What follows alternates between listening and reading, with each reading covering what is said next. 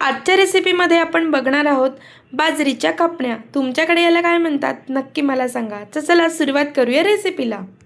2 वाटी गव्हाचं पीठ, अर्ध वाटी तांदळाचं पीठ, 1 वाटी गव्हाचं पीठ, 1 वाटी गूळ घेतलेला आहे, खसखस घेतलेली आहे, तीळ घेतलेले आहे, चवीनुसार मीठ आणि वेलची पूड घेतलेली आहे।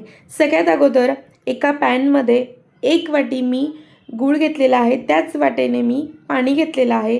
छानपैकी बॉईल करून घ्यायचं आहे आणि गरम झाल्यानंतर मस्त एक उकळी घ्यायची आहे आणि त्याच्यातच थोडीशी वेलची पूड टाकायची आहे। टेस्ट खूप छान येते त्यामुळे। आणि आता आपण ते थंड करायला ठेवूया। आता आपल्याला जे तिन्ही पीठ आपण घेतलेले आहेत ते एका भांड्यामध्ये काढून व्यवस्थित असे मिक्स करायचे आहेत आणि त्यामध्ये खसखस टाकायची आहे, थोडीशी तीळ घालायची आहेत। आवडीप्रमाणे खसखस टाकू शकता किंवा तीळ टाकू शकता। थोडीशी वेलची पूड टाकायची आहे, चवीनुसार मीठ टाकायचं आहे, 2 स्पून तूप देखील घालायचं आहे आणि जे गुळाचं पाणी आता थंड झालेलं आहे ते त्याच्यामध्ये ॲड करून मस्तपैकी छान पीठ मळून घ्यायचं आहे। तुम्ही बघू शकता दाखवल्याप्रमाणे घट्टसर मळायचं आहे आणि त्याची छानपैकी पोळी लाटून घ्यायची आहे। पोळी थोडीशी मोडली तरी काही हरकत नाही, कारण त्याच्यामध्ये बाजरीचं पीठ आहे, ती होऊन जाते ॲडजस्ट।